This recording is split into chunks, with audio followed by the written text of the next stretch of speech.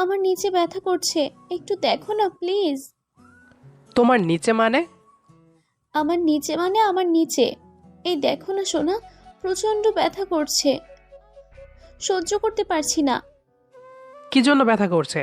Doctor ডাকবো? আরে আমি কি জানি কেন ব্যথা করছে? তুমি জানো, কি করছো না করছো আল্লাহ জানে। এখন সেই কারণে ব্যথা করছে। আমি আবার কি করলাম? কিছু হইলেই সব দোষ আমার হয়ে যায়। এখন ওয়েট করো, তুমি ডক্টরকে কল করছি। তানভীর পকেট থেকে ফোনটা বের করতেই নীলা ছোঁ মেরে তানভীরের থেকে ফোনটা কেড়ে নিল। তানভীর একটু অবাক হয়ে নীলাকে উদ্দেশ্য করে বলল, এটা কি হলো? তুমি ফোনটা নিয়ে নিলে কেন? এখন ডক্টরকে কল না করলে ব্যথা কমবে কিভাবে? আরে ডক্টরকে ডাকতে যাচ্ছে কেন? আমার কি কোনো লজ্জা নেই ডাক্তারের সামনে? ছি ছি ছি, কি একটা বাজে কথা। আল্লাহ! আরে তুমি কি সব বলছো? ডক্টরকে দেখাতে সমস্যা কি? এটা তো মহিলা ডক্টর, তাই না? উনি চিকিৎসা না করলে তুমি ঠিক হবে কি করে? তুমি আছো না, তুমি ঠিক করে দাও। আমি কি ডক্টর নাকি যে আমি ঠিক করে দিতে পারবো? হ্যাঁ, যে কষ্ট দিয়েছে তার দায়িত্ব কষ্টটা লাঘব করা।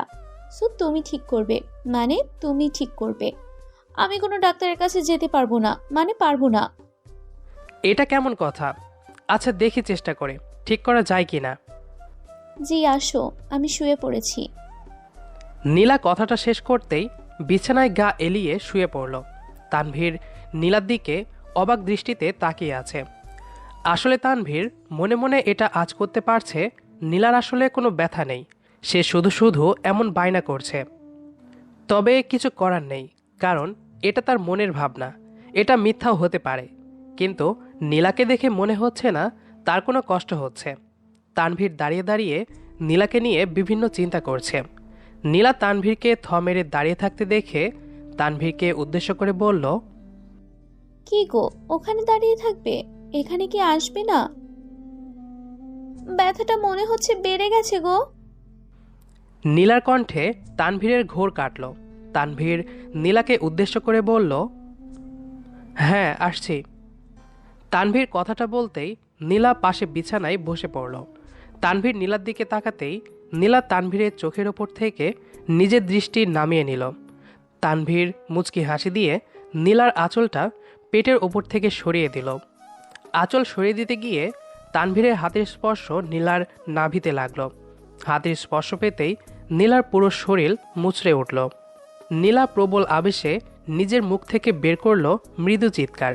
তানভীর আস্তে করে নীলার পেটের ওপর হাত রাখতেই নীলাব ফিসফিস করে বলে উঠল, আরে কোথায় হাত দিচ্ছ?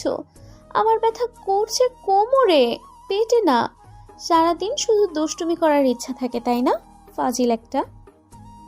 নীলার কথায় কিছুটা অবাক হয়ে তানভীর বলল, তুমি না বললে নিচে? হ্যাঁ নিচেই তো, মানে কোমরের একটু নিচে। নীলার দুষ্টু হাসি দেখে তানভীরে বুঝতে আর বাকি রইল না যে নীলা একটা বাহানা করেছে। আসলে তার আদর চাই এখন, তবে মুখ ফুটে সেটা বলবে না, তাই ব্যথার অজুহাত দেখাচ্ছে। তানভীর আলতো করে নীলার কোমর ধরে নীলাকে ঘুরিয়ে নিল। তারপর নীলার কোমরের ওপর হাত রাখল। নীলা পরম আবেশে তানভীরের হাত ধরে ফেলল। তানভীর নীলার কম্পনে নিজের মধ্যে একটা ব্যাকুলতা অনুভব করল। নিজের স্ত্রীর প্রতি তানভীর সর্বদা দুর্বল। তানভীর তার কোমল হাতে নীলার কোমরে হাত বুলিয়ে দিচ্ছে। নীলা নিজের ঠোঁট কামড়ে ধরে আছে। তানভীরের স্পর্শে সে প্রচণ্ড সুখ অনুভব করছে। কিছু সময় তানভীর নীলার কোমরে হাত বুলিয়ে দিয়ে হঠাৎ করে নীলার কোমরে হাত বুলিয়ে দেওয়া অফ করে দিল। তানভীর থেমে যেতেই নীলা বেশ অবাক হয়ে বলে উঠল, কি গো, থামলে কেন? ভালোই তো লাগছে, হাত বুলিয়ে দাও। নীলার কথা শেষ হতেই তানভীর নিজের গোলাপি রঙের ঠোঁটজোড়া নীলার কোমরে ছুঁয়ে দিল। তানভীরের ঠোঁটের স্পর্শ পেতেই নীলা মুচড়ে উঠল। ভীষণ রকম কেঁপে উঠল নীলা। তানভীর নীলার কম্পনে কম্পিত হলো। তানভীর নীলার কোমরে গভীর চুমু খেল। নীলা নিজেকে আর নিজের মধ্যে রাখতে পারল না। তানভীরের দিকে মুখ ঘুরিয়ে তাকিয়ে নীলাব তানভীরকে নিজের বুকে টেনে নিল। তানভীর পরম আবেশে নীলাকে শক্ত করে জড়িয়ে ধরতেই নীলা তানভীরের ঠোঁট জোড়া নিজের ঠোঁট দিয়ে চেপে ধরল। নীলা আর তানভীর একটা ঘোরের মধ্যে চলে যায়। তানভীর নীলার ঠোঁটে কিছু সময় চুমু খেতেই হঠাৎ করে তানভীরের ফোনটা বেশ শব্দ করে বেজে উঠল। তানভীরের বিন্দুমাত্র কলের দিকে ভ্রুক্ষেপ নেই, কিন্তু ফোনটা একের পর এক বেজেই চলেছে। তানভীর আর নীলা দুজনেই বেশ বিরক্ত হলো। তানভীর নীলার ঠোঁটকে ছেড়ে দিতে বাধ্য হলো, কারণ নীলা তানভীরের ঠোঁট থেকে নিজের ঠোঁট জোড়া আলগা করে নিয়েছে। তানভীর নীলার দিকে প্রশ্নসূচক দৃষ্টিপাত করতেই নীলা মৃদু কণ্ঠে বলল, তোমার কল এসেছে তানভীর? হুম। তানভীর নীলার পাশ থেকে ফোনটা হাতে নিতেই ফোনের স্ক্রিনে দেখতে পেল আলিশা কল করেছে। আলিশা হলো তানভীরের ফুফাতো বোন। এই আলিশাকে নীলা একটু সহ্য করতে পারে না। তানভীর নীলার দিকে তাকিয়ে মুচকি হেসে বলল, 1 মিনিট, আমি আসছি। তানভীর কথাটা শেষ করতেই বিছানা থেকে উঠে পড়ল। ফোনটা নিয়ে তানভীর চলে গেল ব্যালকনির দিকে। নীলা তানভীরের দিকে প্রশ্নসূচক দৃষ্টিতে তাকিয়ে আছে। নীলা ভাবছে কে কল করেছে, যার জন্য তানভীরকে বারান্দায় যাওয়ার প্রয়োজন পড়ল। কথাটা ভাবাচ্ছে নীলাকে। ব্যালকনিতে গিয়ে তানভীর কলটা পিক করলো। কলটা পিক করতে ওপাশ থেকে আলিশা বলে উঠল, ওই, এতক্ষণ লাগে কলটা ধরতে? কি করছিলে এতক্ষণ?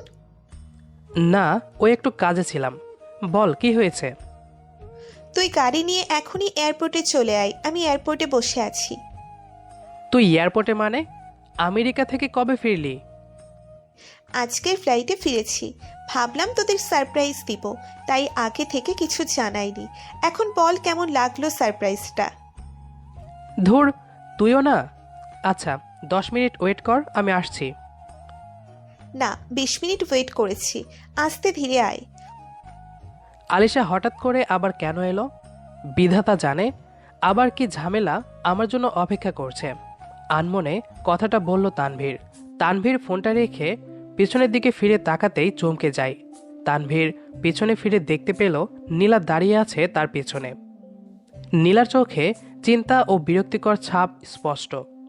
তানভীর নীলাকে উদ্দেশ্য করে একটু কাপা গলায় বলল, এখানে দাঁড়িয়ে আছো যে, কিছু কি বলবে?